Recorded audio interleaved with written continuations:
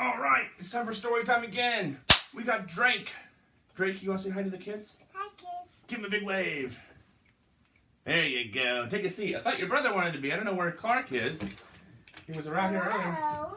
What the? Clark! Come on, you goofball. Today we're going to read SkippyJon Jones. This is one of our house favorites. Yeah. I've been reading this book for a long time. It's by Judy Schachner. I don't think I pronounced that right. But everyone makes mistakes. Oops are okay. Every morning, SkippyJon Jones woke up with the birds. And this did not please his mother at all. "Get yourself down here right now, Mr. Kitten Britches," ordered Mama Junebug Jones. "No self-respecting cat ever slept with a flock of birds," she scolded, "or ate worms, or flew, or did his laundry in Mrs. Doohiggy's bird bath." The lecture went on and on, as usual. "You've got to do some serious thinking before you leave this room, Mr. Fuzzy Pants," said his mother, "about just what it means to be a cat, not a bird, not a mouse, or a grouse, not a moose or a goose, not a rat or a bat. You need to think about just what it means to be a Siamese cat. And stay out of your closet," she added, closing the bedroom door. Uh-oh. But once he was alone, SkippyJon Jones began to bounce and bounce and bounce on his big boy bed. "Oh, I'm SkippyJon Jones, and I bounce on my bed, and once or 6 times I land on my head." On his way down to earth from a gigantic big bounce, SkippyJon Jones shot past his bedroom mirror. "Holy guacamole!" exclaimed SkippyJon Jones. "What was that?" So up he went again, and again it happened. Then, using his very best Spanish accent, he said, "My ears are too big for my head. My head is too big for my body. I am not a Siamese cat. I am a Chihuahua." Back on land, SkippyJon Jones climbed into his toy box and rifled through some of his old junk. After he put on his mask and sword and climbed onto his mouse, SkippyJon Jones began to sing in a muy soft voice. "My name is Skippito Fresquito. I fear not a single bandito. My manners are mellow. I'm sweet as the jello. I get the job done, yes indeedo." Back in the kitchen, Jujubee, Jezebel, and Jilly Boo Jones were helping Mama Junebug Jones make lunch. "Could SkippyJon come out of his room now?" asked Jujubee. "No," answered Mama Junebug Jones. "Mr. Fluffernutter is still thinking." In fact, SkippyJon wasn't thinking about being a Siamese cat at all.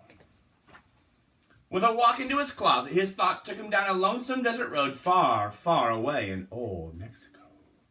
Not long into his journey, a mysterioso band of Chihuahuas appeared out of the dust. "Ay caramba, who goes there?" asked SkippyJon Jones. "We go by the name of Los Chimichangos," growled Don Diego, the biggest of the small ones. "Who are you?" "I am El Skipito, the great sword fighter," said SkippyJon Jones. Then the smallest of the small ones spoke up. "Why the mosquito, dude?" asked Poquito Tito.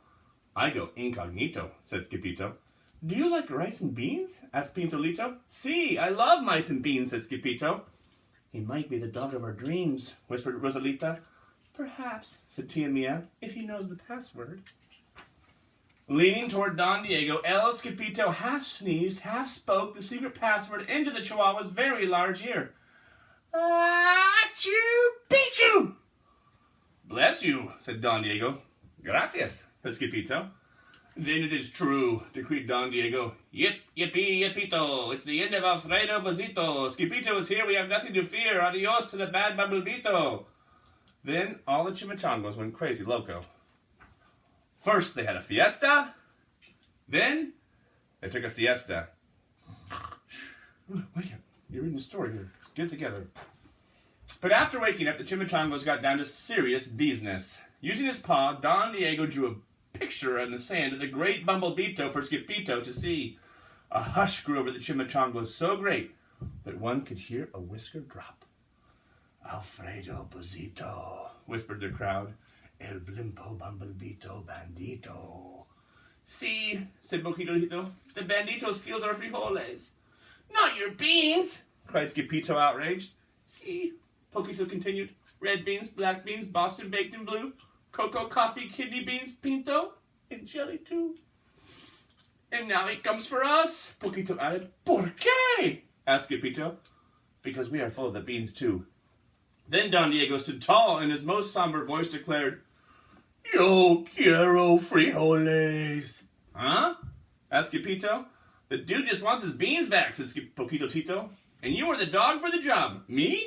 asked Skippito. Then all the chimichangas turned towards Skippito, the great sword fighter. But poor Skippito had no time for a plan, because in the blink of an eye, a gigantic shadow darkened the landscape.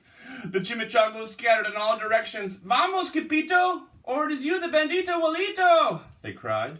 Skippito stood his ground, but his legs shimmied and shook like the jello, and his teeth chattered like the castanets. Then in a muy soft voice he said, My name is Skippito Frisquito. I fear not a single bandito. But Alfredo Besito flew straight for Skippito until the bean-eating bandito hovered only inches away from the great sword fighter's face. Holy frijoles! cried Skippito as he thrust his sword in the air. Ha! Suddenly, pop! went the bandito, landing on Skippito's sword, and quicker than one could say chihuahuas, cheese, and crackers, every kind of bean came spilling out of Alfredo Besito, the bumblebito bandito. Then all the doggies burst into song. Yip, yippee, yippito!